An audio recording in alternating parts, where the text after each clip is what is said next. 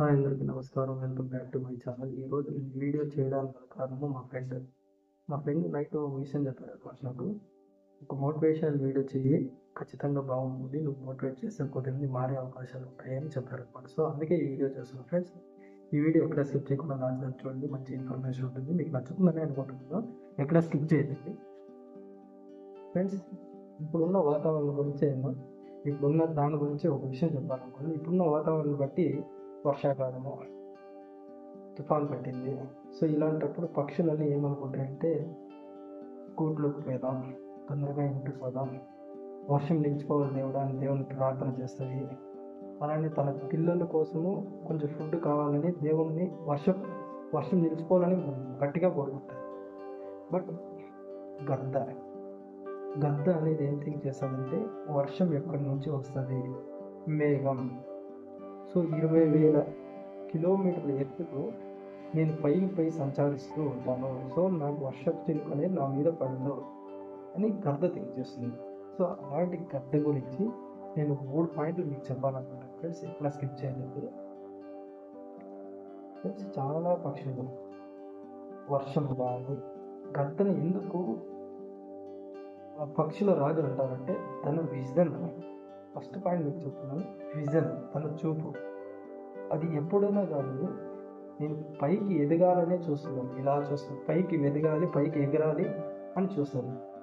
So గద్దలాగా మనం కూడా ఏదో కోరుకోవాలనుకుంటామంటే మనం ఒక గోల్, ఏదన్నా ఒకటి సక్సెస్ కావాలి, ఒక డ్రీమ్ అనేది ఉంటే మన ఫోకస్ అనేది దాని మీదే పెట్టాలన్నమాట, చూపు అనేది దాని మీదే పెట్టాలి. సో అది ఒక పాయింట్. రెండోటి ఫోకస్. గద్ద ఎప్పుడైనా కానీ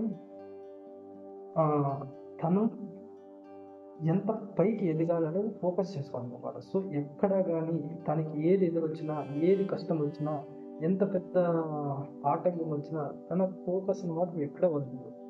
సో మనం కూడా అంతే ఫ్రెండ్స్. మనం ఏదన్నా ఒకటి సాధించాలంటే మనల్ని డిసప్పాయింటెడ్ చేసే వాళ్ళు కూడా చాలామంది ఉంటారు. సో మనం డిసప్పాయింటెడ్ చేసే వాళ్ళు ఉన్నా కూడా మనం అవన్నీ పట్టించుకోకుండా ముందుకు సాగుకుంటూ వెళ్తే కన్నా ఖచ్చితంగా మనం సక్సెస్ అవుతాం. సో గద్దల నుంచి మనం నేర్చుకోవాల్సింది కూడా అదే ఫ్రెండ్స్. సో గద్దలు ఊరికే అంటారు అన్నమాట పక్షులకు రాజు అని. సో తన చేసే బిహేవియర్, అది ఉండే యాటిట్యూడ్ని బట్టినే చాలామంది గద్దని ఇన్స్పైరింగ్గా తీసుకోండి అని చెప్తారు అనమాట. నేను కూడా అదే చెప్తున్నాను. సో అది కాకుండా 3, ధైర్యం.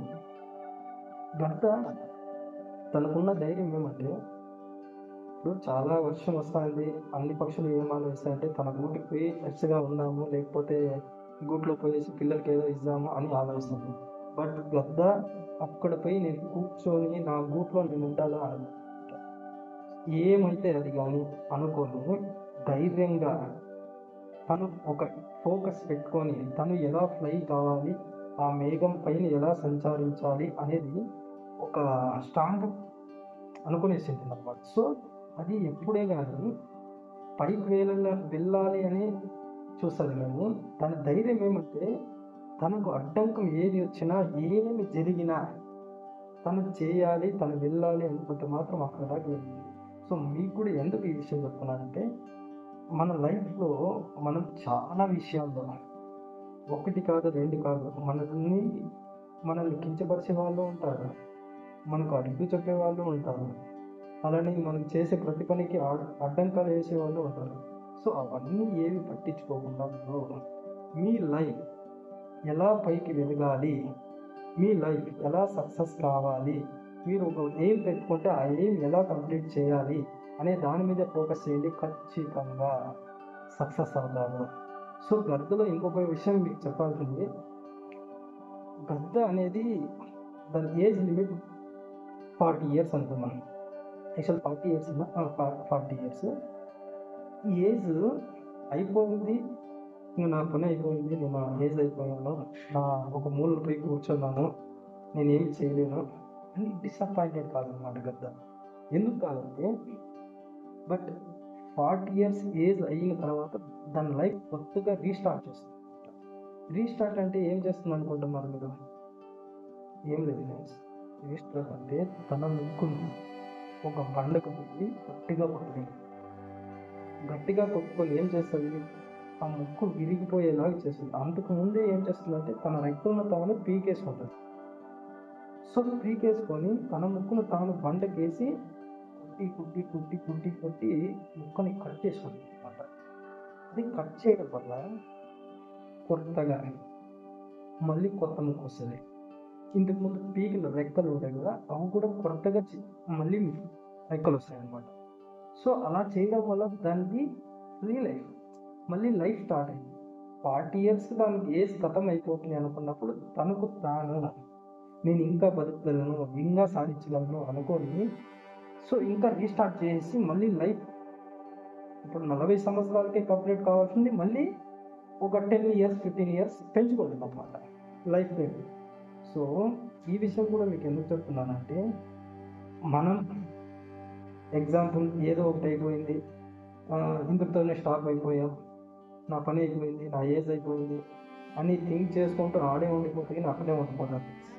సో ఇది ఇన్స్పైర్గా తీసుకొని మనం కూడా ఈరోజు మన పని అయిపోయింది, మన ఏజ్ అయిపోయింది, మనం ఏమో సాధించలేము అనుకుంటే కానీ అక్కడే స్టక్ అయిపోతాం అనమాట, ఆ మూలకే. బట్ ఇక్కడి నుంచి రీస్టార్ట్ చేస్తే కనుక ఖచ్చితంగా మన స్ట్రెంగ్త్ పెరుగుతుంది. మనం అనుకున్న ఫోకస్ని అయితే మనం రీచ్ అవుతాం అనమాట. సో అందుకే ఫ్రెండ్స్, ఎప్పుడైనా కానీ మన ఫోకస్, మన విజన్, మన స్ట్రెంగ్త్, మన ధైర్యం ఇవనేది చాలా ఇంపార్టెంట్. ఎప్పుడు కూడా కోల్పోతుంది. ఇవి కోల్పోతే మీరు ఎప్పటికీ సక్సెస్ కాలేదు ఫ్రెండ్స్. సక్సెస్ కావాలి అంటే కనుక ఖచ్చితంగా ఈ 4 మీద ఫోకస్ చేయండి, ఖచ్చితంగా సక్సెస్ అవుతారు. ఎవరు ఏమన్నా పట్టించుకోకూడదు ఫ్రెండ్స్. నేను చెప్పిన ఇన్ఫర్మేషన్ మీకు నచ్చినట్లయితే ప్లీజ్ లైక్ చేయండి, సబ్స్క్రైబ్ చేసుకోండి ఫ్రెండ్స్.